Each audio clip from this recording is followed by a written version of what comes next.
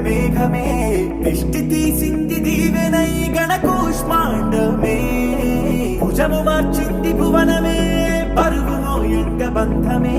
స్వాగతించింది చిత్రమై రవిసింహ